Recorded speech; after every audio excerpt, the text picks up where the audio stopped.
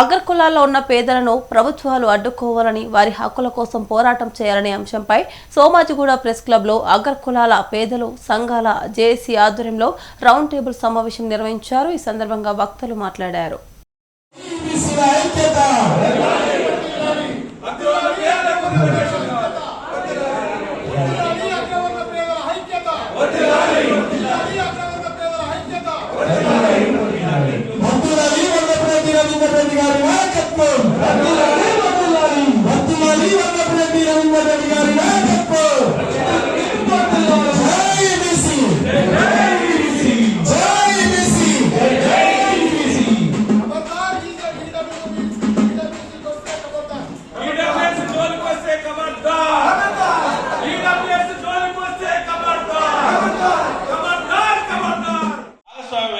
ఈ రోజు మా అగ్ర ఉన్న పేదలందరినీ కూడా బలిపశువులుగా మార్చుతారని నేను ఈ వేదిక ద్వారా తెలియజేస్తున్నాను.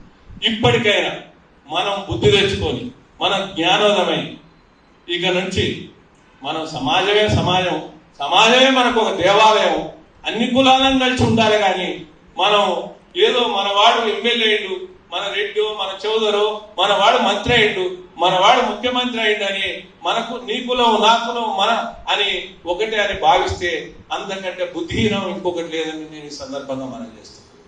ఎందుకంటే ఇవన్నీ సత్యాలు.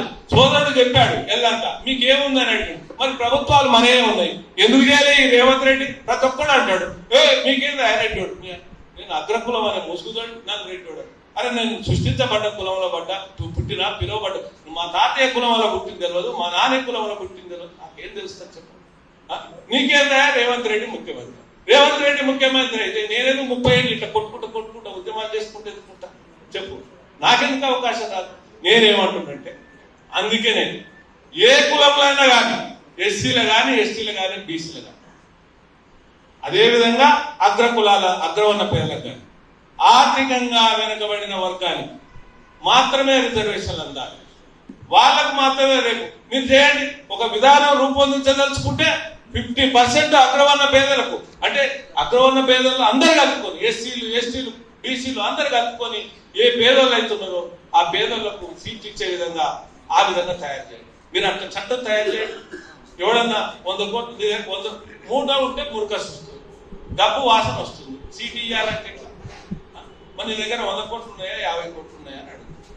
మరి ఈ స్థితి ఎవరికో దక్కుతుంది అంటే డబ్బున్నోనికే దక్కుతుంది.